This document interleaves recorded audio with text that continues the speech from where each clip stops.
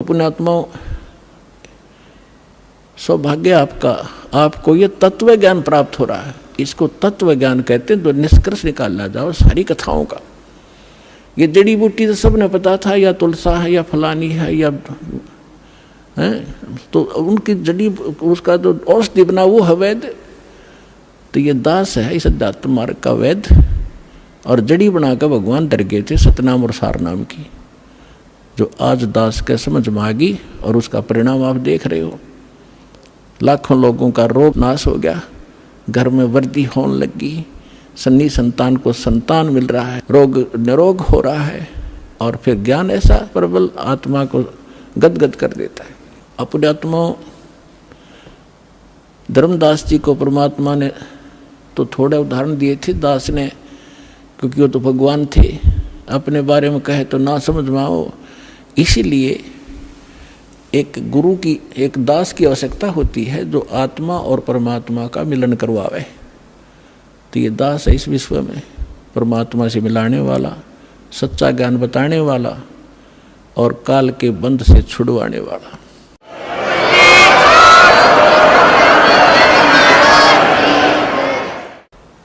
अब दूसरा प्रसंग था धर्मदास जी का कि भगवान श्री कृष्ण ने सुदामा जी के 2 मुट्ठी चावल खा के और उसको धनी बना दिया, उसका एक महल बना दिया। परमात्मा बोले एक राजा का मित्र, उसके लिए कोई खास बात है? तुम आप बताते हो श्री राम कृष्ण जी तो राजा थे द्वारका के, एक मित्र के लिए एक ढूंढ बना दिया छोटा सा, एक दे दिए उसमें 200 से 400 रुपये, वो सारी उम्र बतेरे उसको। तो इसी से भगवान मान लिया। अब ये दास बताएगा। अपने आत्माओं वैसे थोड़ी सी जो शिक्षाएं हैं, क्योंकि जो हम पहले ज्ञान सुना करते थे वो ज्ञान समझ लो प्राइमरी स्तर का था। ब्रह्मा विष्णु महेश को ये भगवान मानते थे, तो ये ज्ञान प्राथमिक पहली 5वीं कक्षा तक का समझो। और जो काल को ब्रह्म को भगवान मानते थे वो मैट्रिक तक का ज्ञान समझो, उनकी बुद्धि मैट्रिक तक समझो। लेकिन विधि ठीक ना होने से और वैसे उनको मान लेने से, वो ज्ञान होने से भी कोई लाभ नहीं था। अब जैसे हम कथा सुना करते सुदामा और कृष्ण जी की,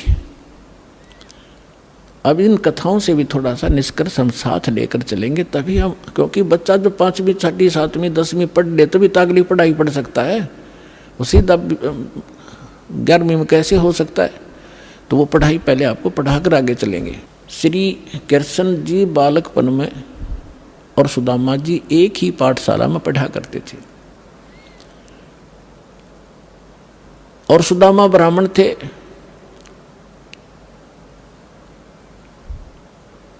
और ब्राह्मण भगवान से के ज्ञान से अवश्य परिचित होते हैं। उनको ये मालूम होता है कि जो जैसा कर्म किया हुआ है वैसा ही फल मिलता है। सुदामा और कृष्ण अपनी शिक्षा पूरी करके अलग अलग, वो द्वारका के राजा बन गए, वो अपना एक ब्राह्मण, गरीब निर्धन ब्राह्मण था, 3-4 बालक थे, निर्वाह बिल्कुल नहीं चल रहा था, कई बार तो भूखे रह जाते थे, बच्चे भी रोया करते थे रोटियों को। अब सुदामा गणा निर्धन था। उसकी पत्नी बहुत बार कहा करती थी कि आप कहते हो श्री कृष्ण राजा हैं, वो मेरे क्लास फेलो थे, तो क्लास फेलो की तो क्लास फेलो गणी इज्जत करा करें, आप जाओ कुछ धन मांग ले, आप तो ब्राह्मण हो। सुदामा ने कहा ब्राह्मण का काम मांगने का नहीं होता, भिखारी का होता है। मर जाऊंगा पर मांगूंगा नहीं। लेकिन उस मिश्राणी के घड़ा कहने से, बार बार कहने से वो विवश हो गया कि चल या कहती हो तो मैं चला जाता हूं पर मांगू कति नहीं। वो कहा करता था सुदामा कि मेरे भाग में नहीं है, मैंने पिछले जन्म में धर्म नहीं करा, क्या कोई पुण्य नहीं करा, जिस कारण से मैं निर्धन हूं। अगर मुझे धन मैंने दान किया होता मैं निर्धन नहीं होता, और आज मुझे ज्ञान है तो मेरे पास धन नहीं, मैं तो दान कर दूं। अब जब वो चलने लगा, जैसे आज आप जी भी जाते हो कि रिलेटिव के पास, मित्र के पास कुछ फल ले जाते हो, तो पहले कोई कसार ले जाया करता था, कोई चावल भून के ले जाता था। तो ऐसे वो कुछ चावल बांध दिए अकेले, और तो हमारे पास कुछ है नहीं, अपने मित्र के पास, यही ले जा। और फटे पुराने कपड़े जैसा भी है वो वहाँ चले गए। अब श्री कृष्ण जी ने उसकी हालत देखी, पूछा कि आओ मित्र, बहुत दिनों में मिले और क्या हाल है परिवार का। तो सुदामा जी ने कहा, जी ठाठ है, भगवान की दया से कोई कमी नहीं किसी वस्तु की। लेकिन वो तो समझ गए थे, जिसी बालक थोड़े थे श्री कृष्ण जी, 3 लोक के मालिक हैं, वो समझ गए कि तो दुखी गणा हो रहा है। 7 दिन रखा वहीं पर कि बैठो, नहाओ धो, रोटी खाओ, अपने हाथों उनके शरण धोए मित्र के। अब 7 दिन के अंदर विश्वकर्मा को बुलाकर वहाँ महल बना दिया, पीछे थे, धन दे दिया, एक मेरे मित्र के पास भेज दो और उसको आजीवन धन दे दो। अब उधर से सुदामा जब चलने लगा, 7वें दिन के मित्र में जाता हूँ, बच्चों की याद सता रही है। अच्छा जाइए, उसके कपड़े सफ़ेद बढ़िया बनवा दिए, दौड़ वो बना दिए उसको। लेकिन चलते समय भी ये नहीं कहा कि मैं कुछ लेने आया था। लेकिन मन में दोष जरूर आ गया थोड़ा सा कि काहे का मित्र है, इसको नहीं पता मेरी क्या हालत थी, और मेरे से पूछा क्या हाल है, इसको खुद सोचना चाहिए था। ये इतना दोष आया था। रास्ते में क्या हुआ कि बदमाश लोगों ने देखा कि वो सेठ आवा है, अच्छे काचे कपड़े पहन रहा है, नए नए, उसको जाते ही पकड़ लिया। वह कपड़े भी उतार लिए सारे, जेब में कुछ था ही नहीं, वो उठा ले गए। अब फिर उसके मन में आई कि भाई गलती करी मैंने, मित्र का की आलोचना करी, जिसकी सजा मुझे ये मिल गई। क्योंकि हम भगत आत्मा इसी हिसाब ला लिया करन तुरंत। तो अब लंबी कहानी ना कहूँ, दास उसने आकर देखा कि महल बना है, बड़ा खुश हुआ, लेकिन मांगा नहीं। इसको ब्राह्मण कहते हैं। अरे ये ब्राह्मण इतने दर्दे तेरे न्यू हो जाएगा, तेरे पर करड़ाई आने वाली है, ये कर दे, फलान कर दे, श्राद्ध निकलवा ले, मेरी दक्षिणा इतनी दे दे, ये ब्राह्मण नहीं है। अब देखो, एक तुम भगवान मानते थे श्री कृष्ण जी को, विष्णु जी को, विष्णु ही श्री कृष्ण मानते हैं, और उन्होंने कितनी सहायता दे दी सुदामा जी को। एक मकान बना दिया छोटा सा पक्का, और एक जीवन का निर्वाह भी दे दिया। ना तो मोक्ष श्री कृष्ण का और ना मोक्ष सुदामा का। अब उस समर्थ परमात्मा ने क्या दिया, एक तैमुरलंग नाम का एक लोहार था मुसलमान धर्म में, और वो बहुत निर्धन थे, भेड़ बकरियों का पाली जाया करता था, साहूकार लोगों का। उससे उस समय ये नोट नाट नहीं हुआ करते थे, बस दाने दे देते थे, कणक दे देते थे आपस में। तो जिससे वो 2 माँ बेटा थे, पिता की मृत्यु हो चुकी थी। इतना निर्धन थे कि बस हैंड टू माउथ ही थी। उसकी माता बड़ी भाग्यवान थी, बहुत धार्मिक व्यक्ति की थी। कोई भी रास्ते चलता व्यक्ति आ जाता था उसके घर पे, खाना खाए बिना जान नहीं देती थी। कई बार तो ऐसी स्थिति देखी है उन्होंने कि अतिथि आ गया, तैमुरलंग के संस्कार बढ़िया बने हुए थे, और माँ ने रोटी बनाई, घर में एक अतिथि की रोटी थी, उसी अतिथि को खिला के स्वयं दोनों माँ बेटा भूखे सो जाया करते थे। ऐसे संस्कार उसके अंदर पड़े हुए थे।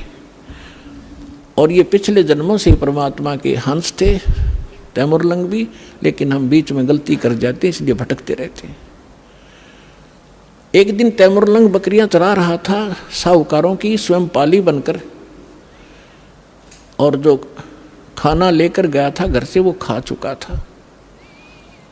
अब परमात्मा उसी समय जिंदा महात्मा का रूप बनाकर उस पाली के पास पहुंच गए। तैमुरलंग के पास वृक्ष के नीचे बैठा था, बकरियां चर रही थी, कुछ वृक्षों के नीचे बैठी थी। तो तैमुरलंग ने कहा कि महात्मा, संस्कार थे माँ के कि कोई भी अतिथि मिल जाए बेटा भोजन की अवश्य प्रार्थना करना। क्या महाराज खाना खाओगे? कहाँ बेटा, भूख लगी है। उसने कहा महाराज थोड़ी देर लेट आए, थोड़े से मैं भोजन खा चुका हूँ और अभी मैं घर से लाऊंगा, सामने घर है, थोड़ी दूरी पे है हमारा घर गांव में, और अभी लाता। मेरी माँ बहुत अच्छी है, जाते बना देगी। और ऐसे करना भगवान, मेरी बकरियों का ध्यान रखना, हम गरीब बहुत हैं, एक बकरी भी इधर उधर होगी तो मैं पूरी नहीं कर पाऊंगा धनी की, मुझे बहुत दुख होगा। परमात्मा बोले बेटा चिंता ना करें, मैं खूब रखवाल करूँगा। वो घर गया, माँ से प्रार्थना की कि ऐसे ऐसे राह चलता संत है, भूखा है माँ ने जब घर में इतना आटा था केवल 2 रोटी बनाई, 2 ही रोटी बनी, दोनों रोटी बना के लेकर आ गई।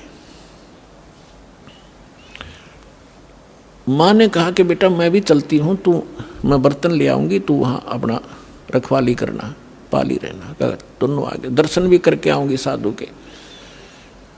अब साधु को सामने बैठा देखकर माता ने कहा ले महाराज रोटी खा लो।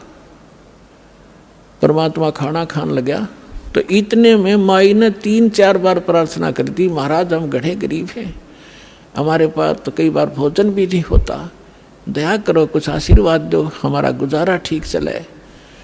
परमात्मा ने खाना खाया, इतने 4 बार प्रार्थना कर दी, 4-5 बार।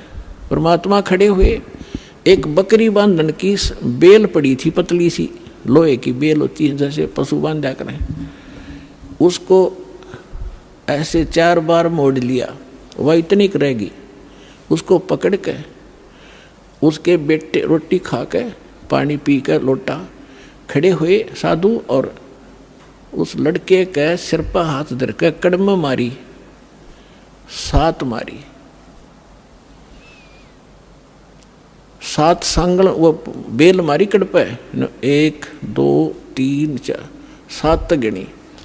माई ने सोचा बाबा जी मेंटल है और मैंने घना छेड़छाड़ दिया, यो दुखी हो गया, बेटे को कूटने लग गया।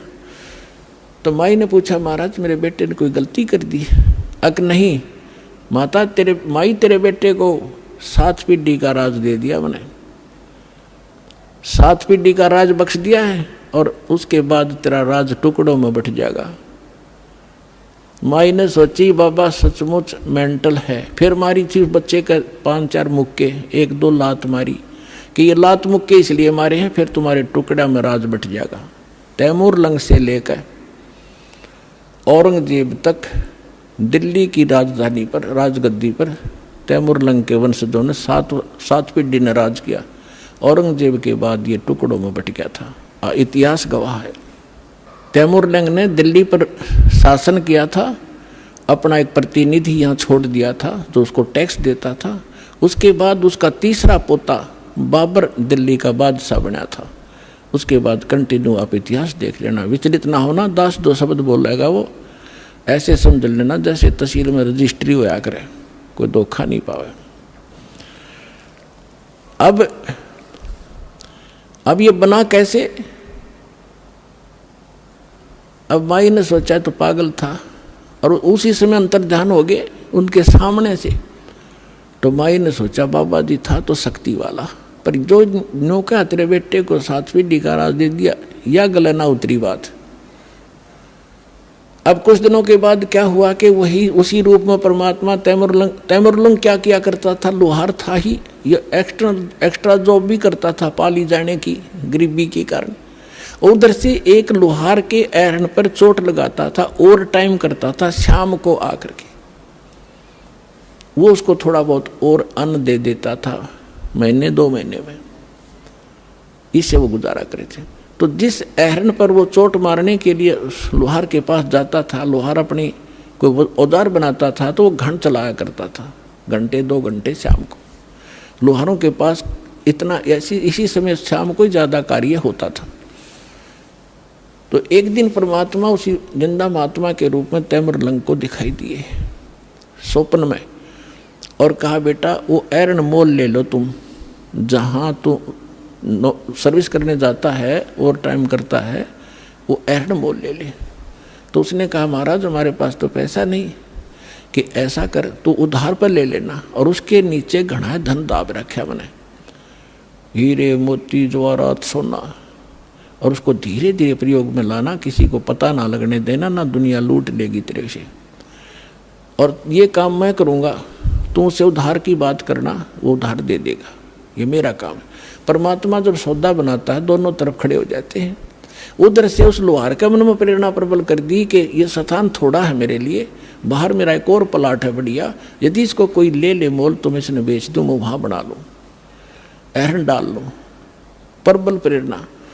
उधर से जाके सुबह उठा, उसने अपनी माँ से बताया कि माता ऐसे ऐसे मैंने वो महाराज जी दिखे थे, वो जो जंगल में मिले थे, रोटी खाई थी, मेरे सांकड़ मारी थी, बेल मारी थी। उसकी माँ बोली बेटा दिखे मुझे भी थे स्वप्न में आज ही, पर मैं कुछ शब्द समझ नहीं पाई वो कह क्या रहे थे। तैमूरलंग बोला मैं बताता हूँ, मेरे याद है, उन्हें ऐसे ऐसे बता। तो कहने लगी बेटा महात्मा तो शक्ति वाले थे, हमें एकदम अंतर ध्यान हो गए थे, पर वो पैसा तो है नहीं बेटा, लेंगे कैसे हम उसको। तो उन्होंने समाधान बताया है कि आप उधार कर की बात करो। माँ बोली देख ले बेटा ट्राई करके। तो उसने जाके तैमूरलंग ने कहा कि भाई मैं एक अर्ज करता हूँ आपसे, ये मैं भी गुजारा कर लूँ, मैं भी लोहार हूँ, आप भी लोहार हो, और मुझे एरन दे दो ये।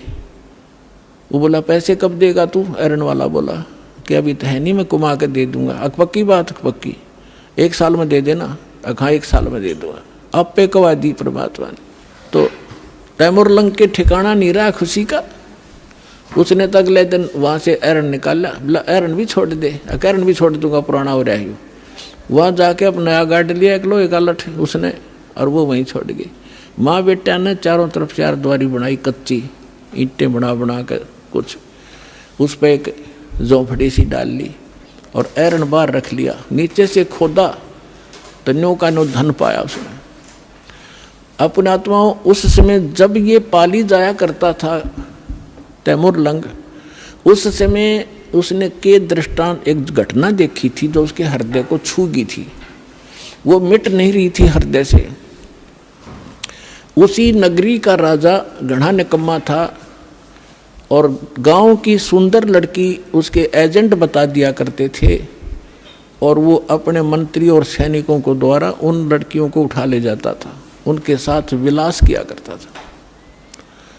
एक दिन ऐसी एक लड़की गांव की तैमूरलंग के ही आसपास घर की चारा लेकर आ रही थी खेतों से। सुंदर लड़की थी। राजा के कर्मचारी उसको अपहरण करने लगे। उसने आवाज लगाई, रे तैमूरलंग, ए तैमूरलंग मुझे बचा भाई, तैमूरलंग मुझे बचा भाई। तैमूरलंग ने देखा भाई सचमुच ये तो बकवादी आदमी है। पाड़ी के पास तो लठ होता है, डंडा लेकर लठ बाज लिया, ताबड़तोड़ लाग गया उन सैनिकों ने कूटने। वो 4-5 थे, वो अकेला था। तो उन सैनिकों ने उसको इतना पीट दिया, मार दिया, कति खत्म करके डाले गए, पीठ छेद कर लड़की को उठा ले गए। जब वो होश में आया उसके बाद उसने ये प्रतिज्ञा कर ली कि यदि मैं राजा बन गया इसको सबक सिखाऊंगा इस राजा को। अब राजा की सपने भी नहीं, पर मन में तो आवे है सब कहिए बात। उधर से क्या हुआ, उसने धन देखा, दोनों माँ बेटा खुशी का ठिकाना नहीं। लेकिन निर्देश जो महाराज ने दे रखा था वो याद रखा, कुछ धन निकाला, दूर देश में जाकर बेचा। वहां से क्या किया उसने, कुछ अपने साथी सैनिकों से कहा घोड़े लाया, पहले घोड़े लाया, घोड़े लाकर बेच दिया, क्यों उधर घोड़ों का व्यापार ज्यादा होता। तो लोगों ने सोचा इसका व्यापार में बहुत वृद्धि होगी, एकदम ये तो बहुत 1-2 घोड़ा लिया, फिर 10-10 20-20 लाला बेचने लग गया। उधर से उसने क्या किया, अपने आसपास के जवान लड़कों से कहा कि भाई देखो ये राजा बहुत निकम्मा है, ये अपनी बहन बेटियों के साथ ऐसे करता है, ये टैक्स भी बहुत लेता है। मैं राजा बनूंगा और मैं सबको टैक्स फ्री कर दूंगा, बहुत जायज़ टैक्स लिया करूंगा और सेठों से लिया करूंगा, गरीबों से नहीं लूंगा, ये आगा पीछा नहीं देखते। और आप मेरे सैनिक बनो, मैं तुम्हें मेहनताना दूंगा। अब लोहार था, लोहार के बच्चे कुछ रिश्तेदारों के इकट्ठे करके जंगल में तलवार बनाने का कारखाना बना लिया, ढाल और तलवार, और घोड़े ले आया, सेना तैयार कर ली। कुछ दिनों के बाद उस राजा पर आक्रमण कर दिया। भगवान की रजा होती है, वचन फलता है भगवान का जो निर्धारित होता है। सुबह सुबह जाकर चारों तरफ से किला घेर लिया उस राजा का और कहा कि या तो सरेंडर कर दे ना युद्ध के लिए तैयार हो जा। अब राजा ने कहा कि सैनिकों, वजीर देखो क्या है, क्या हो गया। वजीर ने ऊपर चढ़ के किले पर देखा कि बाहर इतनी सेना खड़ी है राजन, अपना सरेंडर करने में हित है। 500-400 सैनिक थे, दिखे 5000। परमात्मा की रजा, समर्पण कर दिया राजा ने, सरेंडर कर दिया, वो राज प्राप्त किया। और उसको कहा कि आज मैं अगर परमात्मा से न डरने वाला होता, ये मुझे याद आया उसने कि मेरे को किसी संत ने आशीर्वाद दे रखा है, तुझे मारूंगा नहीं, तू नगरी छोड़ जा और या यहाँ एक सिंपल मैन की तरह रह, अपना गुजारा कर, रोटी बना रखा, नहीं तुझे भाग जाए यहाँ से। जैसा भी उसने उस पर कब्जा किया, फिर दूसरे राजा को कहा कि राजा अन्यायी थे, नालायक गणे हो गए थे, तो एक दूसरे को ऐसे काबू करता करता वो तैमुरलंग यहाँ पहुँच गया, दिल्ली का बादशाह भी बन गया, दिल्ली को भी अपने अंतर्गत करके वहाँ एक नुमाइंदा रख दिया उसने, ये इतिहास गवाह है। तो तैमुरलंग ने जब ये शासन सारा पा लिया तब परमात्मा फिर मिले। ऐसे शिकार में वो गया हुआ था, कहने लगा रे निकम्मी आत्मा। वो बैठा था तो वहाँ उसने बहुत सुंदर कपड़े पहन रखे थे तैमुरलंग ने, बहुत, यानी 2.5 रुपये की कीमत थी उसके पूरी ड्रेस की, उस समय के 2.5 और आज के 25,000, ये समझ लो। तो परमात्मा वहाँ खड़े थे, उनका वहाँ खाना खुना सैनिकों का हो रहा था, शिकार के लिए राजा गया हुआ था, वहाँ बैठा था। तो आके परमात्मा भी किसी अन्य रूप में वहाँ खड़े हो गए। तो कहने लगे राजा आपकी क्या कीमत है। एक सामने एक व्यक्ति खड़ा होकर कह रहा है कि आपकी क्या कीमत है, कि आप ही बता दो मेरी क्या कीमत है, कि तेरी कीमत है 2.5 रुपये। राजा बोला गलत बोल रहा है, 2.5 रुपये का तो मेरा ही ड्रेस है, बोला इससे इसकी कीमत है, तो एक आने का भी को नहीं। निकम्मी आत्मा, तेरे को इसलिए ये राज्य दिया था कि कर्म फोड़ अपने। परमात्मा ने वो रूप बना लिया, जो वो दिन भूल गया, तू एक बकरी चराता फिरता था, गिड़गिड़ा रहे थे, आज भूल गया भगवान को, चरना में पड़ गया उसी समय, अपने बेटे पोतों को देकर राज और लेकर दीक्षा और फिर से भक्ति शुरू करी। तो पुण्यात्माओं, सुदामा को एक ढूंढ बना दिया, एक छोटा सा मकान वो दे दिया, एक जीवन का गुजारा, तो क्या अमर हो गया वो। 7 पीढ़ी का राज दे दिया कबीर साहब ने, एक रोटी खा के, और फिर मोक्ष दिया उस प्राणी को। ये न्यारी ताकत है कबीर भगवान की। बोलो सतगुरुदेव।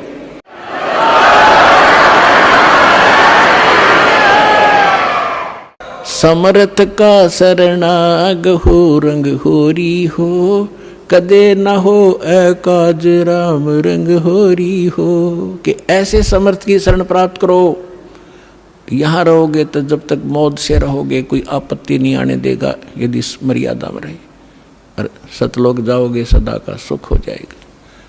बोलो सतगुरुदेव।